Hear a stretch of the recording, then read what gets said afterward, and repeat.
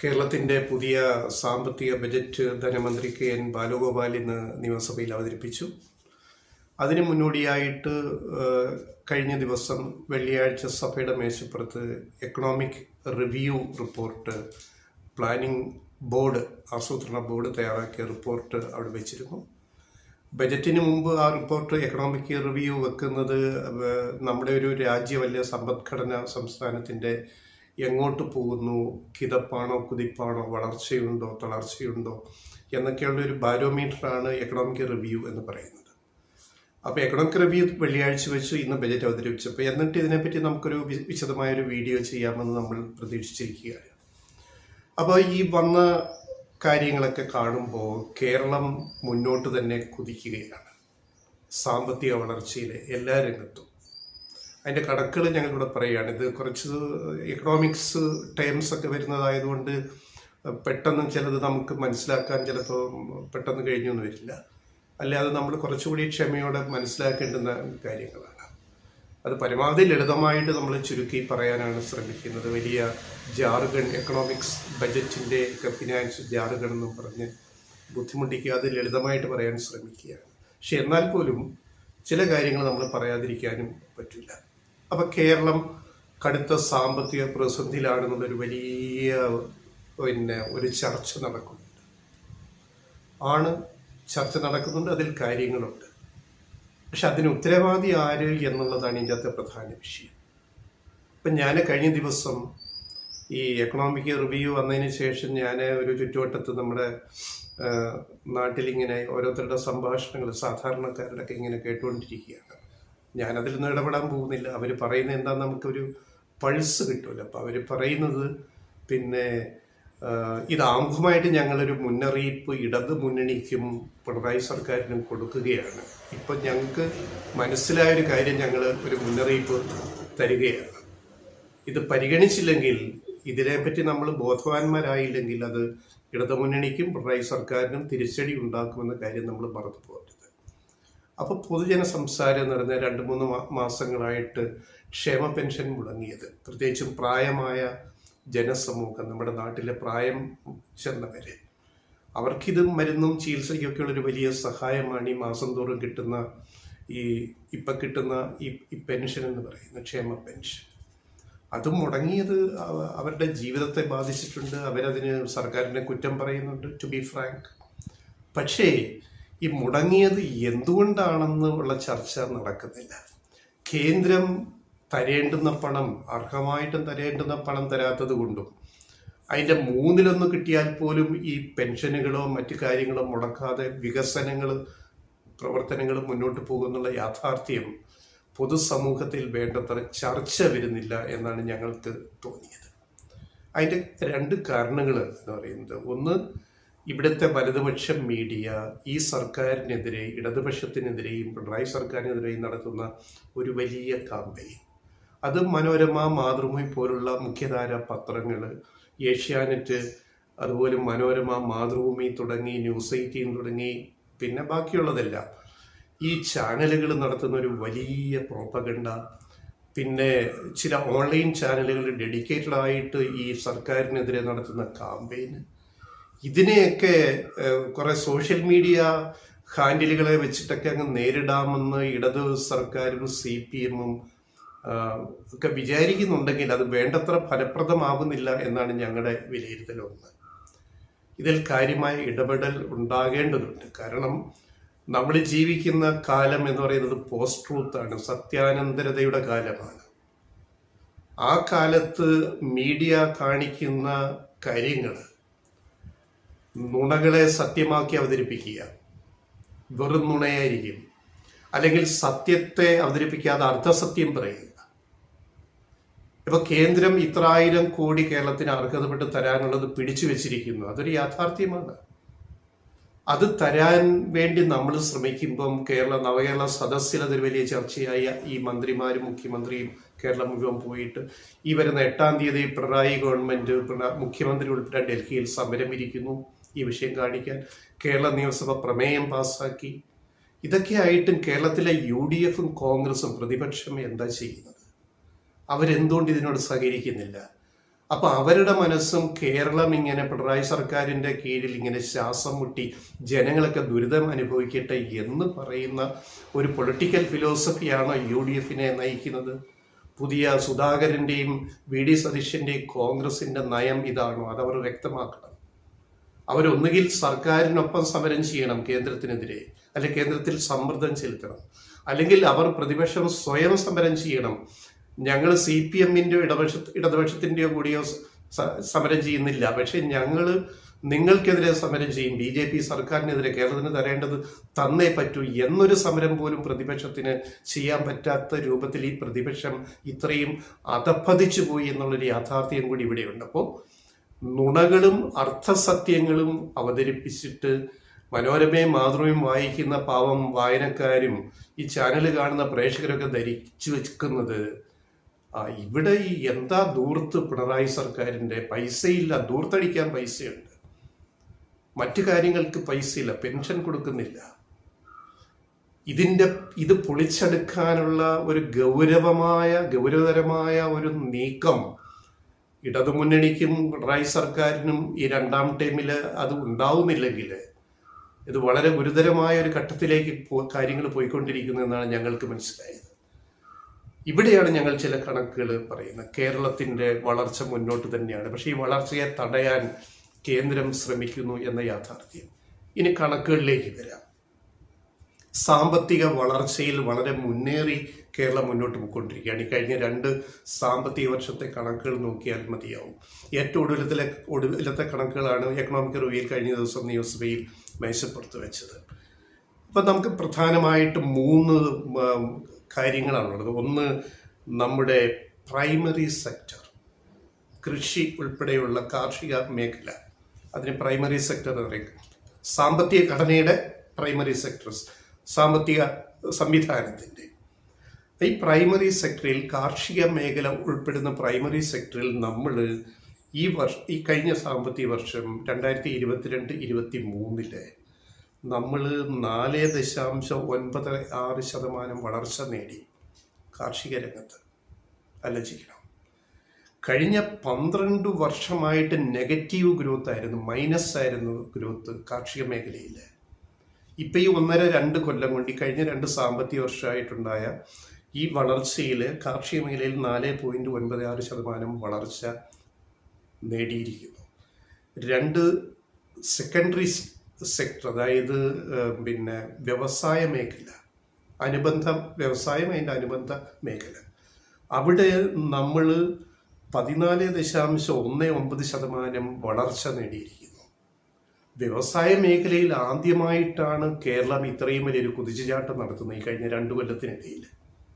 ഇത് മനസ്സിലാക്കണം. അത് എന്തുകൊണ്ടെന്ന് വെച്ച് കഴിഞ്ഞാൽ പൊതുമേഖലാ സ്ഥാപനങ്ങളെ ശക്തിപ്പെടുത്തി ഈ ഗവൺമെൻറ് അവിടെ വരുമാനം കൂട്ടി, റവന്യൂ അവിടുന്ന് വരുമാനം ട്രഷറിയിലേക്ക് ഖജനാവിലേക്ക് കൊണ്ടുവരാനുള്ള ശ്രമങ്ങളുണ്ടായി. പല നഷ്ടത്തിലോടുന്ന പൊതുമേഖലാ സ്ഥാപനങ്ങൾ ലാഭത്തിലേക്ക് മാറുന്നു. അതുകൊണ്ടാണ് വ്യവസായ മേഖലയിൽ 14.19% വളർച്ച രേഖപ്പെടുത്തിയത്. ഇത് കൃത്യമായ കണക്കുകളാണ്. ഇനി 3ാമത് സേവന മേഖല. കേരളം എപ്പോഴും ഓരോ സാമ്പത്തിക വർഷവും ഏറ്റവും വളർച്ച കാണിക്കുന്നത് സേവന മേഖലയാണ്, അതായത് ആരോഗ്യം, വിദ്യാഭ്യാസം, അനുബന്ധ മേഖലകളാണ്, IT ഉൾപ്പെടെ. അപ്പം അവിടെ ഗ്രോത്ത് എപ്പോഴും അത് മുന്നിൽ നിൽക്കുന്നിടത്ത് ഇത്തവണ വ്യവസായ മേഖല അതിനെ മറികടന്നു.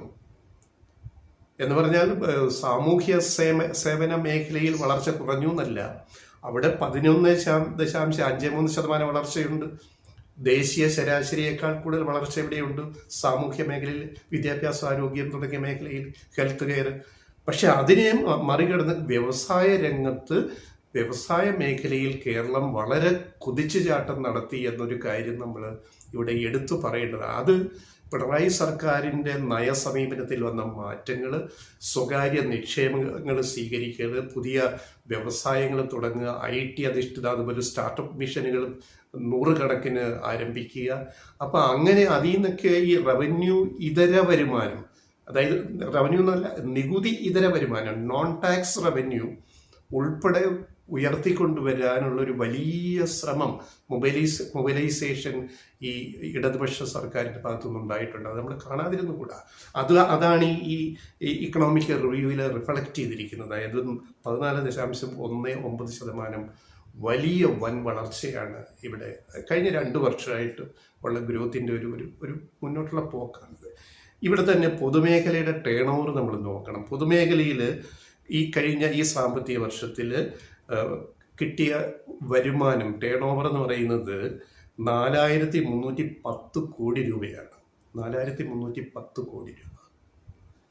ഈ 4,310 കോടി രൂപ ടേൺ ഓവറിൽ ഓപ്പറേറ്റിംഗ് പ്രോഫിറ്റ് എന്ന് പറയുന്നത് 60.71 കോടി രൂപയാണ്. അതിനർത്ഥം മിക്ക പൊതുമേഖലാ സ്ഥാപനങ്ങളിൽ ലാഭത്തിലേക്ക് വരുന്നു, റവന്യൂ ജനറേറ്റ് ചെയ്യുന്നു, ഓപ്പറേറ്റിംഗ് പ്രോഫിറ്റിലേക്ക് വരുന്നു.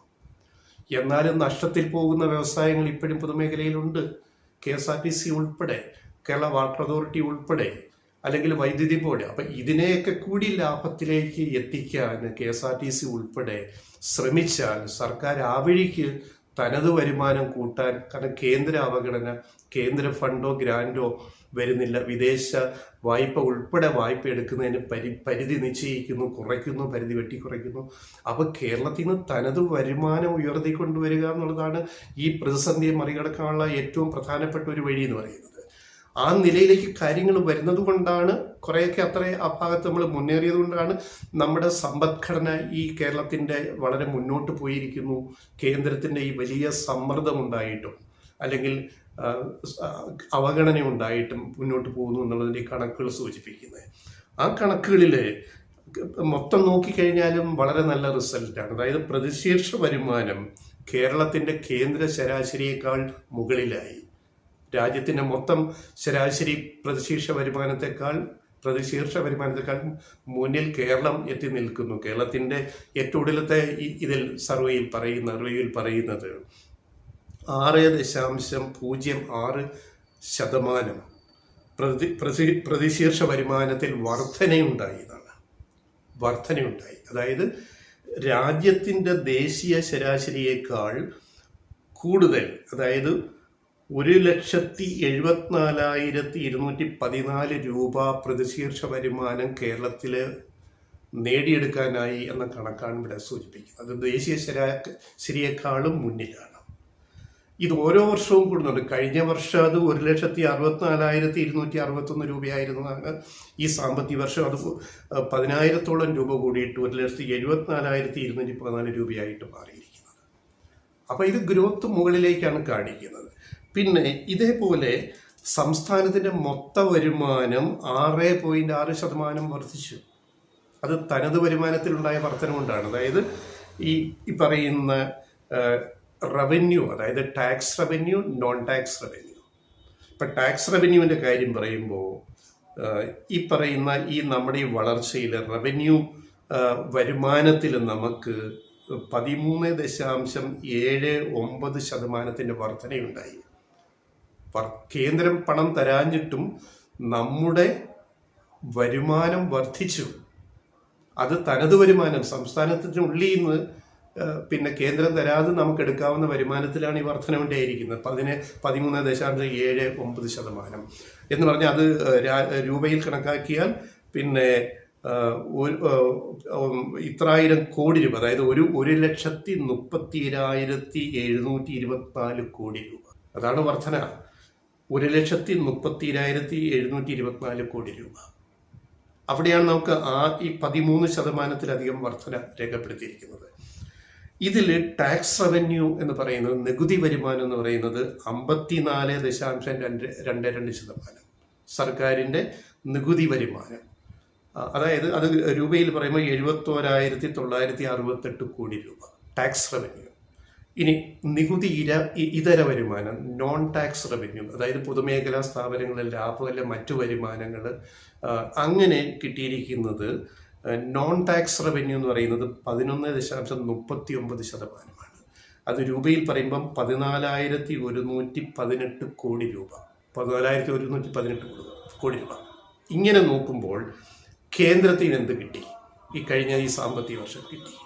എത്ര കിട്ടിയത്? കേന്ദ്രം തന്നത് 34.39% മാത്രം. അതായത് 45,638.5 കോടി രൂപയാണ് കേന്ദ്രം തന്നത്. അപ്പോൾ സംസ്ഥാനത്തിന് മൊത്തം കിട്ടുന്ന പണത്തിൻ്റെ 65% കേരളത്തിൽ നിന്ന് ഈ ഗവൺമെന്റ് ജനറേറ്റ് ചെയ്യുമ്പോൾ 35% മാത്രമേ കേന്ദ്രം തന്നിട്ടുള്ളൂ. അവിടെയാണ് കേന്ദ്രം കേരളത്തോട് കാണിക്കുന്ന അനീതി, അവഗണന, കേരളത്തെ ഞെക്കിക്കൊല്ലുന്നു, മുക്കിക്കൊല്ലുന്നു എന്ന് കേരള സർക്കാർ സമരം ചെയ്യേണ്ടി വരുന്നത്. ഈ യാഥാർത്ഥ്യം ഇവിടെ എത്ര മാധ്യമങ്ങൾ ചർച്ച ചെയ്യുന്നു, എത്ര മാധ്യമ ജഡ്ജിമാർ വന്ന് അന്തിച്ചർച്ചയിൽ ഈ വിഷയങ്ങൾ അവതരിപ്പിക്കുന്നു. വന്നിരിക്കുന്ന ഓരോ വിദഗ്ധരുള്ള എക്സ്പേർട്ടുകൾ, സബ്ജക്റ്റ്, അവരൊക്കെ ഈ വിഷയം സംസാരിക്കുന്നുണ്ടോ? ഇത് കണക്കുകളല്ലേ, ഡാറ്റയല്ലേ ഞങ്ങൾ ഈ പറയുന്നത്, കാര്യങ്ങളല്ലേ ഞങ്ങൾ പറയുന്നത്. അവ 65% പണവും സ്വരൂപിക്കുന്നത് സംസ്ഥാനത്തിനകത്തു നിന്നാണ്. അത് പല രൂപത്തിൽ, നികുതി ഇതരമായിട്ടും നികുതിയായിട്ടും. അപ്പോൾ ചിലപ്പം മദ്യത്തിനൊരു 1 ലിറ്ററിന് 10 രൂപ കൂടിയെന്നിരിക്കും, ചിലപ്പോൾ വൈദ്യുതി ചാർജ് കൂടിയെന്നിരിക്കും. പക്ഷേ ഒരു പരിധിക്കപ്പുറം നികുതി വർദ്ധിപ്പിക്കാതെ, ജനങ്ങളെ ബുദ്ധിമുട്ടിക്കാതെ, നികുതി ഇതര നോൺ ടാക്സ് വരുമാനം, നികുതി ഇതര വരുമാനം വർദ്ധിപ്പിക്കാനുള്ള ശ്രമങ്ങളാണ് ഇപ്പം ധനമന്ത്രി അസംബ്ലിയിൽ പറഞ്ഞ പ്ലാൻ ബി ഞങ്ങൾക്കുണ്ട്. കേന്ദ്രം ഇനിയും കേരളത്തെ ശ്വാസം മുട്ടിക്കുകയാണെങ്കിൽ പ്ലാൻ ബി ഉണ്ട് എന്ന് പറയുന്നത് ഇതൊക്കെ ആയിരിക്കാം. അങ്ങനെ പോയേ പറ്റുള്ളൂ, എങ്കിലേ കേരളത്തിന് രക്ഷപ്പെടാൻ പറ്റുള്ളൂ. കേന്ദ്രത്തോട് വെല്ലുവിളിച്ചുകൊണ്ട് കേരളം മുന്നോട്ട് പോകുന്നു, ഞങ്ങളുടെ ഗ്രോത്ത് മുന്നോട്ടാണ്. പക്ഷെ നിങ്ങൾ പൈസ തരാത്തോണ്ട് ഞങ്ങൾക്ക് കുറേ ബുദ്ധിമുട്ടുകളുണ്ട്, ഞങ്ങളുടെ പെൻഷൻ മുടങ്ങുന്നു, ഞങ്ങളുടെ വികസന പ്രവർത്തനങ്ങൾ പതുക്കെയാവുന്നു, ഞങ്ങൾ ഇതിനെ മറികടക്കും എന്ന് തെളിയിക്കേണ്ട ഒരു വലിയ ഉത്തരവാദിത്വം കേരള സർക്കാരിനും കേരളത്തിലെ ജനങ്ങൾക്കും ഉണ്ട്. അതിൻ്റെ വ്യക്തമായ സൂചനകൾ ഇതിനകത്ത് വരുന്നുണ്ട്. അതായത് നമ്മൾ ധരിച്ചെന്നാണ് പ്രവാസി വരുമാനം കുറയുന്നു, പ്രവാസികൾ തിരിച്ചു വരുന്നു. പ്രവാസികൾ 1 ലക്ഷം കോടി രൂപയിലധികമാണ് പ്രവാസികൾ ഒരു വർഷം കേരളത്തിലേക്ക്, ബാങ്കുകളിലേക്ക് അയച്ചുകൊണ്ടിരുന്നത്. ഇപ്പം അതിലൊക്കെ കുറവ് വന്നുകൊണ്ടിരിക്കുകയാണ്, 1 ലക്ഷം കോടി രൂപയിലധികം.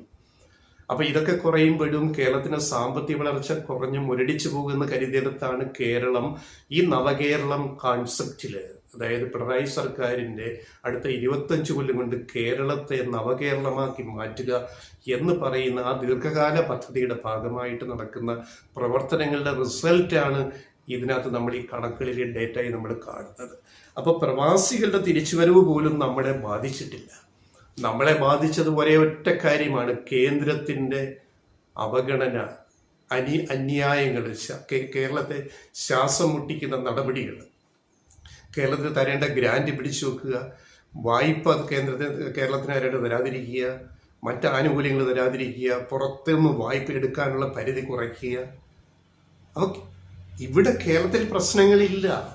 പ്രശ്നം ഒന്ന് മാത്രമാണ്, കേന്ദ്രം കേരളത്തെ ഞെക്കിക്കൊല്ലാൻ ശ്രമിക്കുന്നു. ഇതിനെതിരെ പോരാടുക വെറും സമരം ചെയ്ത് മാത്രമല്ല, തനത് വരുമാനം വർദ്ധിപ്പിച്ച് കേരള ഇക്കോണമി, കേരളത്തിൻ്റെ സമ്പദ്ഘടനയെ ഇന്ത്യയിലെ ഏറ്റവും വളരുന്ന സമ്പദ്ഘടനയായിട്ട് മാറ്റുന്ന, ഓൾറെഡി ഇന്ത്യയിലെ ഏറ്റവും വളരുന്ന സമ്പദ്ഘടനകളിൽ ഒന്നാണ് കേരളം. എന്നിട്ടും ഇവിടെ സാമ്പത്തിക പ്രശ്നങ്ങൾ ഉണ്ടാവുന്നുണ്ടെങ്കിൽ അതിൻ്റെ ഏക ഉത്തരവാദി കേന്ദ്ര സർക്കാരാണ്, അവരുടെ നടപടികളാണെന്ന് ഈ കേരളത്തിലെ ജനങ്ങളെ ബോധ്യപ്പെടുത്തേണ്ടുന്ന ഉത്തരവാദിത്വം കൂടി ഭരിക്കുന്ന ഗവൺമെന്റിനുണ്ട്, ഇടതുപക്ഷ പ്രസ്ഥാനങ്ങൾക്കുണ്ട്. കാരണം ബാക്കി എല്ലാവരും ഇതിനെ തമസ്കരിക്കുന്നു, മാധ്യമങ്ങൾ ഉൾപ്പെടെ തമസ്കരിക്കുന്നു. ജനങ്ങൾ സത്യം അറിയുന്നില്ല, ജനങ്ങൾ ഒന്നും തിരിച്ചറിയാതെ ഈ സത്യാനന്തര ഈ കൺഫ്യൂഷൻ ഉണ്ടല്ലേ, നുണയാണ് സത്യം എന്ന് വിശ്വസിച്ചിട്ട് അടുത്ത തിരഞ്ഞെടുപ്പിൽ വോട്ട് ചെയ്യാൻ പോകുന്ന ജനങ്ങളെ ബോധവൽക്കരിക്കേണ്ടത് ഈ നാടിൻ്റെ ആവശ്യമാണെന്നാണ് ഞങ്ങൾക്ക് ഇതിൻ്റെ അകത്ത് വ്യക്തമായിട്ട് പറയാനുള്ളത്. അപ്പം ഇത്രയും കാര്യങ്ങൾ ഇവിടെ ഉണ്ടായിട്ട് പോലും നമുക്ക് ഇങ്ങനെ മറ്റ് സംസ്ഥാനങ്ങളോട് കാണിക്കുന്ന പോലുള്ള മര്യാദകൾ കേന്ദ്രം നമ്മളോട് കാണിക്കാതിരുന്നാൽ നമുക്ക് എങ്ങനെ മുന്നോട്ട് പോകാൻ പറ്റുമെന്നൊരു വലിയ ചോദ്യം ഇതിനകത്ത്.